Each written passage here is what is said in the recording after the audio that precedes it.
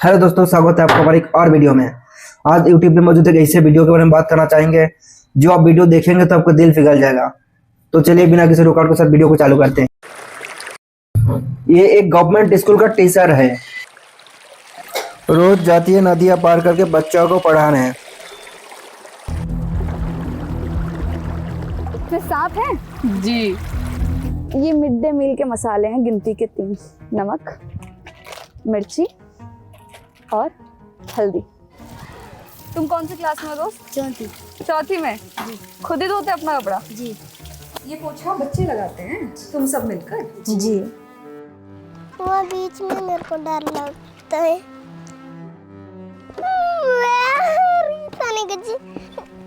ये sister post है छत्तीसगढ़ के बीजापुर जिला में, जहाँ के छोटे छोटे गांव में गवर्नमेंट स्कूल तो है जो कहने को शहर से 4 से 5 किलोमीटर दूरी पे है।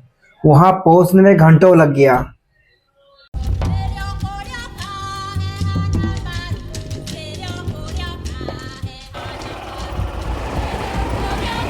अरे बाप रे,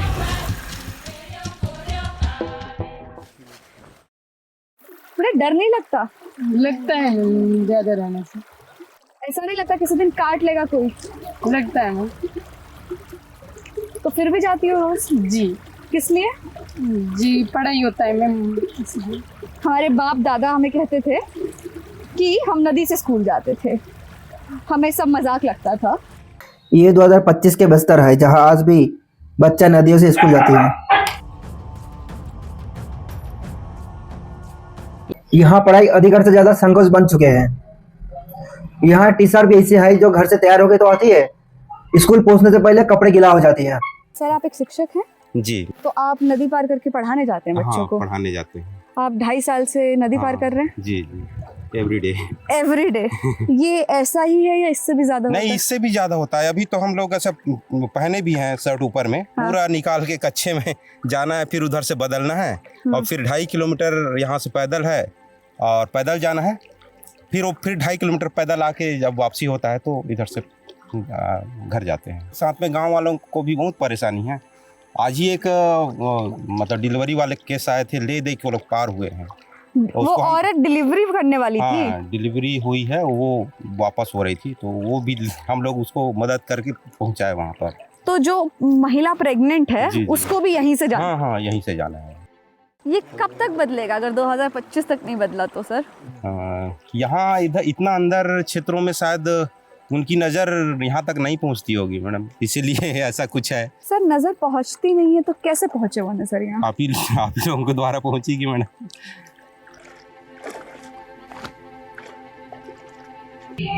देश भर में लगभग 50% बच्चा आज भी सरकारी स्कूल में पढ़ता है और सेकेंडरी लेवल आते आते 14% बच्चा छोड़ देते उस मोड़ पे जहां उन्हें सबसे ज्यादा शिक्षा की जरूरत पड़ता है।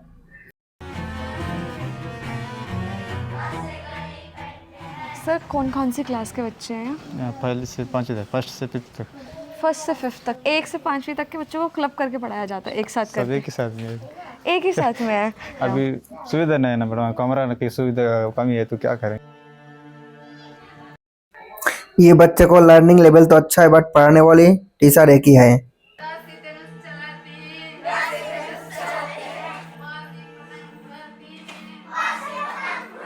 और इसलिए ऐसे क्योंकि यहाँ क्लासरूम की कमी। आज से 2 साल पहले यहाँ एक स्कूल बन रहे थे और आज भी वो कंप्लीट नहीं हुए। वहाँ वो बन रहा है स्कूल? जी। वो आधा में छोड़ दिया। जंगल है अब। फिर जंगल है। ये स्कूल बनना शुरू हुआ पर वापस जंगल में तब्दील हो गया और बच्चे अभी भी वैसे ही पढ़ रहे हैं जैसे वो सालों से पढ़ते आ रहे हैं। टेबल पता है बच्चों को क्या होती है? वही नहीं देख रहे हैं, अभी आएगा तो तब आज तक नहीं देख नहीं देखे ना। अभी नीचे बैठ रहे हैं ब्रेंच के। उनको लगता होगा कि ब्रेंच किस स्तर के लोग बैठते हैं, वो ऐसा सोचते होंगे शायद। उनको लगता होगा एक स्तर होना चाहिए बेंच पे बैठने के लिए।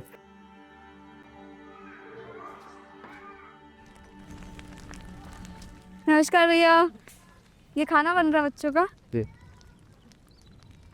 क्या क्या मसाले हैं बच्चों के खाने में डालने के लिए भैया? हल्दी, मिर्ची और नमक। नमक। इन 3 मसालों से खाना बनता है बस? आपकी हमारी रसोई में ना 10 तरह के मसाले होंगे, इस सब्जी में ये डलेगा। ये मिड डे मील के मसाले हैं, गिनती के 3। नमक, मिर्ची और हल्दी। मिड डे मील्स के स्कीम के अकॉर्डिंग हर दिन प्राइमरी स्कूल के बच्चा को 4-5 कैलोरी 12 ग्राम प्रोटीन मिलने चाहिए। और यहाँ का ग्राउंड रियलिटी ये है, चावल के साथ हर दिन आलू के सब्जी, नहीं तो पतली सी दाल। और आटा तो महीनों से सप्लाई नहीं हुआ है। सब्जी में क्या बनाओगी? सब्जी दाल बनाऊंगी। आज एक एक दिन अलग अलग बनता है। अब रोटी भी बनाते हैं, लेकिन अब आटा खत्म हो गया। खत्म हो गया, अब तक नहीं दे रहे हैं। देंगे, 3 महीना के एक साथ दिए थे, बारिश का वजह से अक्टूबर में फिर मिलेगा। इस खाने को बनाने में यहाँ अभी तक गैस ये पाइपलाइन पहुँचे नहीं है। आज भी यहाँ चूल्हे के धुआं में ही खाना बनती है। इधर गैस नहीं है मैडम, एक घर में भी नहीं मिलेगा इधर। क्या? एक घर में भी गैस नहीं मिलेगा इधर। स्कूलों में छोड़ो, घरों में भी गैस नहीं है। मतलब आदिवासी लोग पूरा जन्म से यही मतलब ऐसे आगे से ही बनाते। ये मेरी आंखों का हाल है। यहाँ 5 मिनट में बगल में क्लासरूम है, और ये धुआं सेम उन बच्चों के क्लास में भी जा रहा है। और जब यहाँ खाना बनती है तो बच्चे को क्लासरूम के अंदर ही बंद कर दिया जाता है। ये वो बच्चा है जो स्कूल बहुत बड़े आशा के साथ आता है, टूटा फूटा पुल पास करके आता है, बीच में मेरे को डर लगता है। फिर भी वो नंगा पैर में स्कूल के रास्ता मापते हैं। तो टूट गया ना। चप्पल क्यों नहीं पहन के आती अंजलि? चप्पल छोड़ के आई, वही पुलिया में चप्पल पहन के जाएंगे, वहाँ फिसल उसल के गिरेंगे बोल के, उसके लिए वो चप्पल नहीं ला रही। जब भी माँ बाप अपने बच्चे को स्कूल भेजते हैं तो बोलते हैं जिस रास्ते गए थे उसी रास्ते वापस आना। वो रास्ता इतना खतरनाक रास्ता है। ऐसा खौफ नहीं है कि कभी बच्चे फिसल गई, नदी में गिर गई नीचे? वो तो खौफ हो गई मैम। बीच में बारिश ज्यादा हो रहा था, तब हम बच्चों को भी नहीं भेज रहे थे। भेजा ही नहीं। काफी दिन एब्सेंट भी रहे हैं बच्चे, बारिश ज्यादा हो रहा था तो बच्चे नहीं आ पाए। ये तो पहुंच गया अंजलि, देखो। रोज आती हो अंजलि यहाँ से? जी। मौत का कुआं देखा आप सबने? मौत का कुआं, उसको देखकर कैसे दिल की धड़कनें बढ़ जाती हैं हमारी कि अब गिरा। वो दिल की धड़कनें ना इस पुल पर हमेशा बढ़ी रहती हैं। जीतू भाई क्या लेके जा रहे हो? दान। स्कूल नहीं जाते बेटा? जाते। आज ये लेके जाना है, इसलिए नहीं गए स्कूल? जी। कौन सी क्लास में हो? 8वीं। परीक्षा नहीं चल रही तुम्हारी? वैसे चल रही है। आज परीक्षा दी? जी। तुमने परीक्षा ही छोड़ दी? जी। तो फेल हो जाओगे, वापस से अगले साल 6वीं में बैठना पड़ेगा। जी। आखिर बच्चा स्कूल जा क्यों नहीं रहे? जहाँ गवर्नमेंट के स्कूल के नाम पे आने जाने का रास्ता ही ना हो, क्लासरूम में बेंचेज ना हो, पढ़ाने के लिए टीचर ही कम पड़ जाए, तो बच्चा किस उम्मीद के साथ जाए पढ़ने? नमस्कार। यहाँ शौचालय है स्कूल में? शौचालय है लेकिन डेंजर है। डेंजर है? डेंजर मतलब? बताओ। ठीक नहीं है। ठीक नहीं है?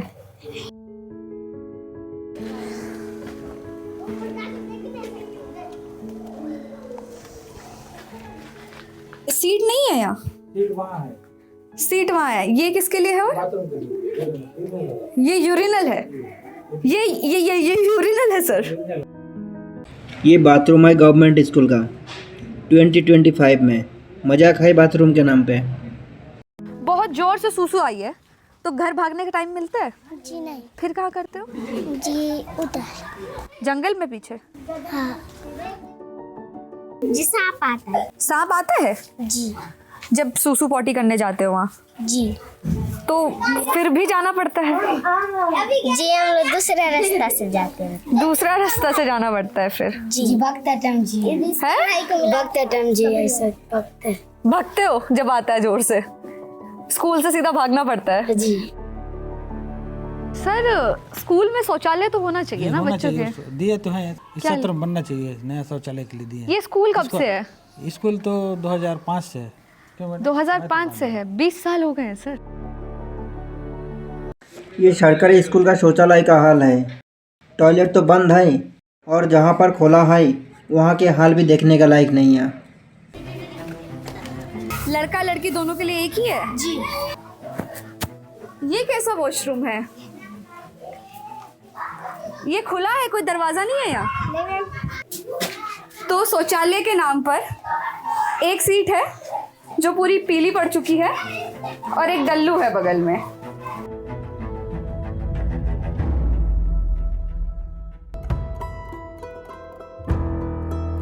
पानी की क्या व्यवस्था है? अगर घर से पानी लाना भूल गए तो स्कूल में पानी कहाँ मिलता है? ये पानी अच्छा है? नहीं? क्या होता है इस पानी को पीने से? अच्छा नहीं लगता स्वाद में?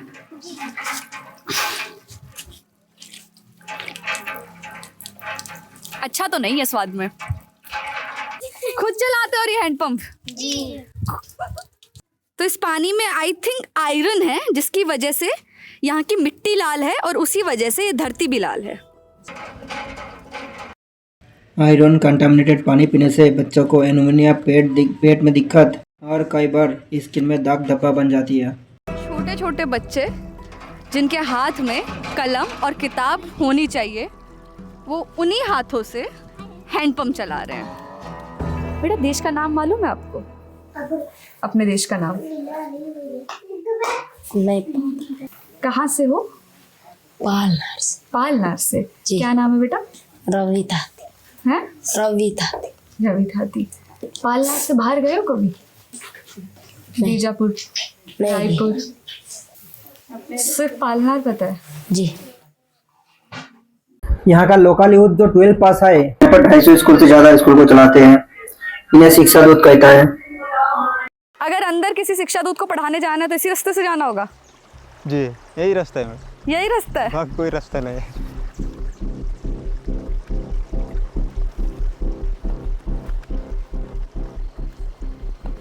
ऐसे टीचर ऐसे रास्ते से बच्चों को पढ़ाने रोज स्कूल पहुँचते हैं।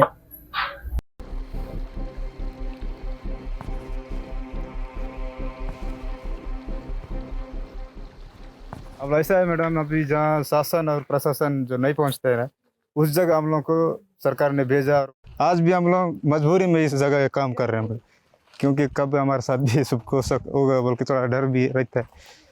फिर भी हम अपने जान को जोखिम में, क्योंकि शिक्षा देना ही, हम तो शिक्षा के लिए पूरा कुर्बानी हो रहे हैं। ये बस्तर में पिछला 1 सालों में 9 टीचरों की हत्या हो चुकी है। ये टारगेट करके मारा जाता है लोगों को। यहाँ पढ़ाई सिर्फ एक जिम्मेदारी नहीं है, रिस्क भी बन चुके हैं। एक खप के माहौल में कई टीचर अपने घरों छोड़ के रात में सोने के लिए दूसरे के घर ढूंढते हैं। कोई खौफ लगता है हमेशा कि यार अगला नंबर शायद हमारा भी हो सकता है? ऐसे ही लगता है एकदम बिल्कुल सोचे मैडम, क्योंकि हमको इसी सुनने में आता है ऐसे ऐसे बोल के। क्यों मार रहे हैं? अब वही तो मेरा हम लोग भी उनसे अपील किए हैं कि अगर हमारा क्या गलती है हम उससे हमको अपील किए हैं कि एक बार हम जो हमारा जो गलती है उसको एक बार लिखित में या कुछ में हमको समझाइश करें, तो उसके बाद हम सुधारने की भी कोशिश करेंगे। आप लोगों ने मतलब सीधा गुजारिश कर दी है कि यार कोई गलती है तो हमें बता दो, हम सुधरने की कोशिश कर लेंगे, हमें मारो मत। अब ऐसी कुछ गलती होगा तभी तो ऐसे करेंगे, हम लोगों को एक बार बताएंगे तो उसका अनुसार हम भी सुधारने की कोशिश करेंगे। आपको क्यों लग रहा है आपकी गलती है? आप तो बच्चों को पढ़ा रहे हो ना। वही तो मेरा, वही तो समझ में हम तो बच्चों के पढ़ाना गलती हो गई क्या? अभी उनको क्या पता नहीं। ये शिक्षा दूत थे, इनका काम था बच्चों को शिक्षित करना। बस्तर में एजुकेशन पे काम कर रहे थे और इनको एक दिन मार दिया गया, बाकी 8 शिक्षा दूतों की तरह। स्कूल में वो शिक्षा दूत के मतलब शिक्षा दूत रह के उस गांव के बच्चों को पढ़ाता था। बहुत नेक काम करते थे आपके भाई, बच्चों को पढ़ाना। जी जी। जो एक होता है जी शिक्षित करना जी बस्तर के युवा को। जी। रास्ता में उसका डेड बॉडी मिला है। किसको मिला सबसे पहले? मम्मी को मिला है। मम्मी जा रही थी अकेले। किसने मारा उनको? उसको ऐसा बांध के इंटरकेशन किए हैं। माओवादी ही ऐसा किए हैं। माओवादी ने ऐसा जी, किया है। माओवादी ही ऐसा किए हैं। फांसी भी दे के मारा हुआ उसका, ऐसा गला में ऐसा मतलब ये जैसे एक सजा दी हो किसी चीज के लिए, ऐसा लगा उसको देख के। जी कमी महसूस होती है आपको? होती है, बहुत महसूस होती है अभी भी।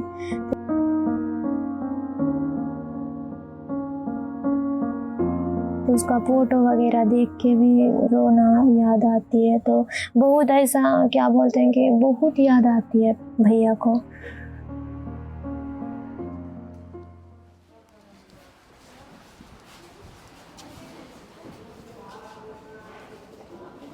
ये एक हॉस्टल का कमरा है।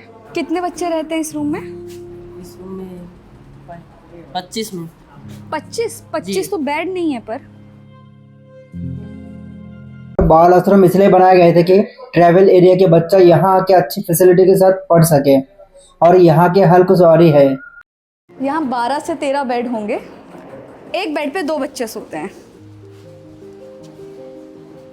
ऊपर आप देखोगे तो इधर भी छेद है। वो देखो, स्कूल से बच्चे आए हैं और उन्होंने मस्त अपनी यूनिफॉर्म धोना यहीं शुरू कर लिया है। तुम कौन सी क्लास में हो दोस्त? चौथी में? जी। खुद ही धोते अपना कपड़ा? जी।